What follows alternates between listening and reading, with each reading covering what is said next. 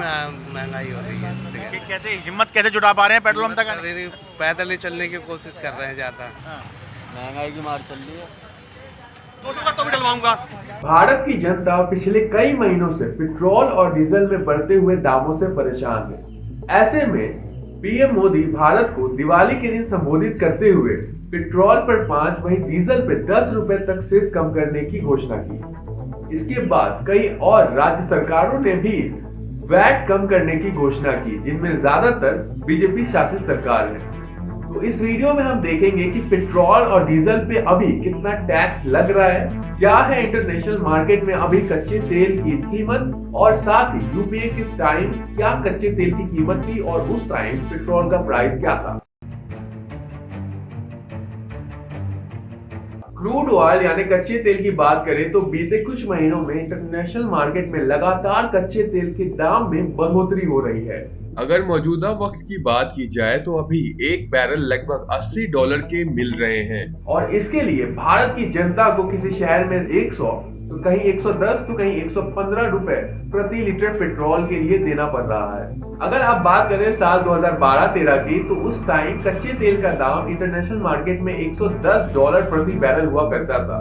BJP विपक्ष में थी और तब बीजेपी ने पूरे देश भर में प्रोटेस्ट किया था, और उस टाइम तेल के दाम दिल्ली में 68, मुंबई में 74, कोलकाता में 75 और चेन्नई में 71 रुपए प्रति लीटर के आसपास था। अब नजर डालते हैं जनवरी 2021, मतलब इस साल के स्टार्टिंग में, जब इंटरनेशनल मार्केट में कच्चे तेल का दाम 45 से $50 प्रति बैरल हुआ करता था। तो उस टाइम भी देश की जनता को 80 से 85 रुपए लीटर पेट्रोल अलग अलग शहरों में मिल रहे थे। वहीं डीजल की बात करें तो 70 से 76 रुपए प्रति लीटर अलग अलग जगह पे मिल रहे थे। मार्च में आई टाइम्स ऑफ इंडिया की एक रिपोर्ट के मुताबिक मोदी सरकार ने पिछले 6 सालों में पेट्रोल पर लगभग 306% टैक्स बढ़ाया है। यानी जब 2014 में मोदी सरकार आई थी तो उस वक्त एक्साइज ड्यूटी पेट्रोल पर ₹9.20 प्रति लीटर था, वहीं डीजल पर ₹3.46 प्रति लीटर था। अभी की बात करें जब मोदी सरकार ने पेट्रोल पर 5 और डीजल पे 10 रुपया सेस कम किया है, फिर भी पेट्रोल पर एक्साइज ड्यूटी ₹28.90, वहीं डीजल पर ₹21.80 प्रति लीटर है।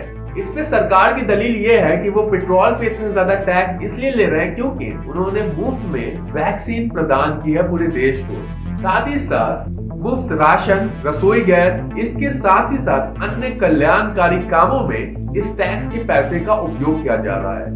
एनडीए की सरकार हमेशा ये भी आरोप लगाती है कि जब यूपीए की सरकार थी तब 1.34 लाख करोड़ रुपए का ऑयल बॉन्ड का कर्ज ले रखी थी, जो एनडीए की सरकार को अब चुकानी पड़ रही है।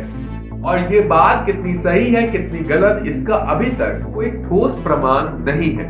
बस अक्टूबर की बात की जाए तो सरकार ने पेट्रोल पर लगभग 8 रुपए बढ़ाए थे। अगर टोटल लगने वाले टैक्स की बात करें कि पेट्रोल और डीजल पे टोटल कितने टैक्स लगते हैं, 5 रुपया घटाने के बाद भी जो सरकार ने कम किया है, लगभग ₹27.90 एक्साइज ड्यूटी जाता है। वहीं अलग अलग स्टेट्स अलग अलग वैट रखते हैं, कहीं 20 है तो कहीं 25। मान लीजिए आप कहीं पेट्रोल ले रहे हो 100 रुपए प्रति लीटर, उसमें से केंद्र सरकार को लगभग 28 रुपया जा रहा है, वहीं राज्य सरकार को 23 रुपया।